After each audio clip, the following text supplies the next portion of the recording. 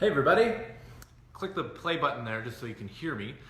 Tonight, welcome to Healthy TV. This is a live health show where you're going to learn some excellent strategies to make your life healthier. And really today we're focusing on how to improve the health of your family, in particular if you have kids. This is one you're definitely going to want to tune into. Because what I'm going to share with you is a surefire way to get your kids to hand over their candy willingly. That's for Halloween, and of course Halloween's coming up at the beginning of next week.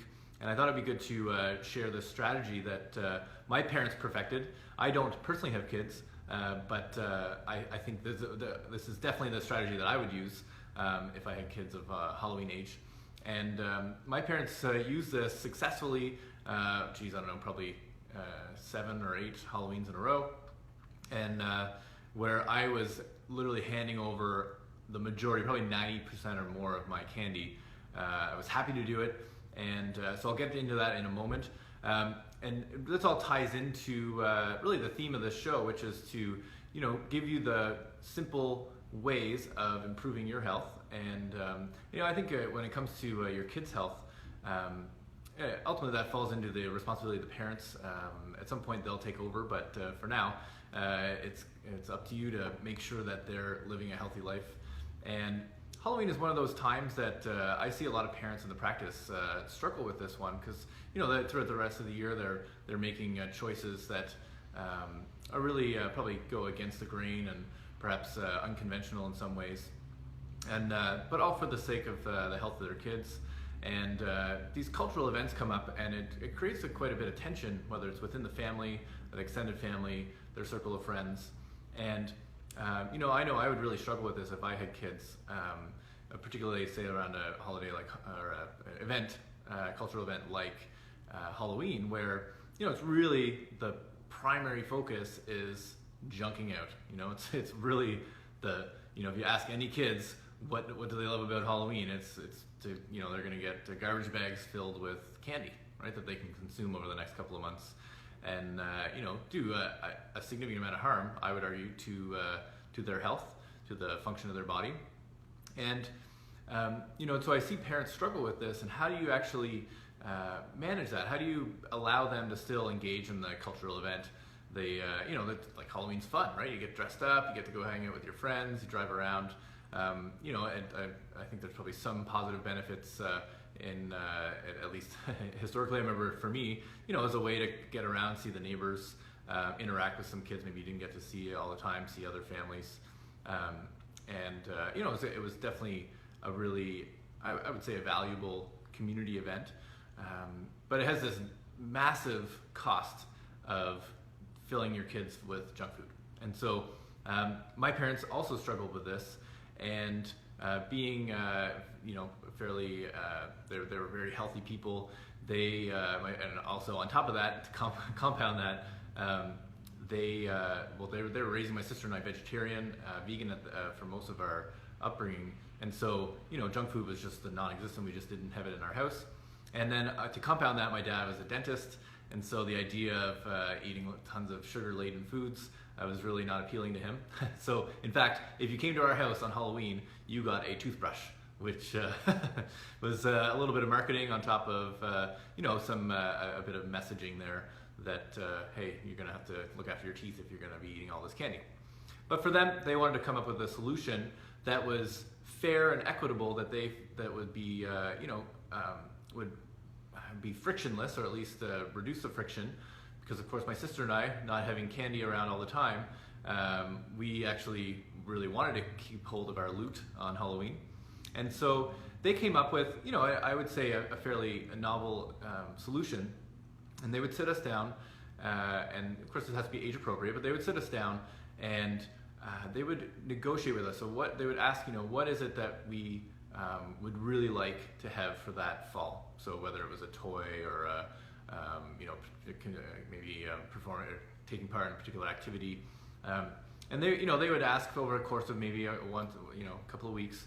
They would get an idea of what it is that we really wanted, outside of the context of candy or food. So they would get a good idea of what that was, and then of course they'd probably figure out what the cost of it is, and find some some things that fell within the budget that they'd laid out. And then when it came time to start planning for Halloween, they were very happy for us to go out and take part. But the difference was we were able to negotiate a rate for each bag of candy.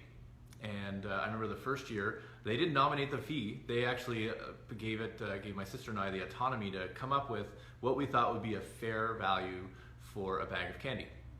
And then, so I think there was two things I learned from that. One was the ability to negotiate the actual, I think it kind of probably sparked some entrepreneurial spirit there.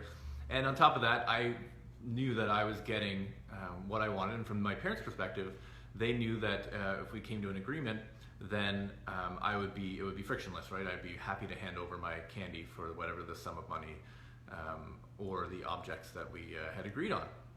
And so I remember, off the top of my head, I think probably as I got older, I was a bit more savvy, and so I think I negotiated probably the most was $20 for a grocery bag of candy, and it really, in a sense, it incentivized me to go out and get it to as many houses as I could.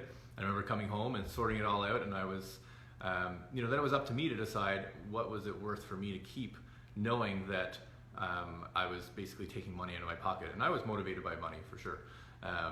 Perhaps not all kids are, but I think you can probably find something, some object or activity that your kid would be motivated by that you can use as a negotiation piece to trade the candy for that particular for the sum of money or for the object. And I definitely I remember being very happy at the end of it to separate all my candy out. I'd save a little bit, maybe a few items, probably like a dozen items or something, and the rest of it I would sell back to them. Of course, they just threw it right in the garbage, and which is probably where most of it belongs. And we were both happy. So I thought I'd share that with you. I'm an example of the success of it. My sister also.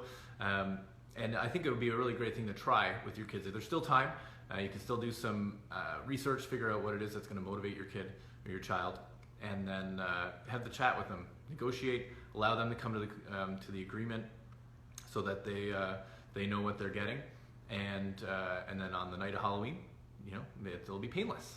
So I wanted to share that story with you, and below you'll see, or I guess above this post, you'll see some writing there, and I've shared a link with you. I think it's a great blog written by one of our colleagues, Coach Kristen, holistic nutritionist, and she gave some great ideas in that blog of non-candy or non-junk food options to be able to hand out. So at your door, when kids are coming to your house, you're able to give them some things that maybe match are a bit more closely aligned with your values, and that perhaps is spreading the message of health in your community.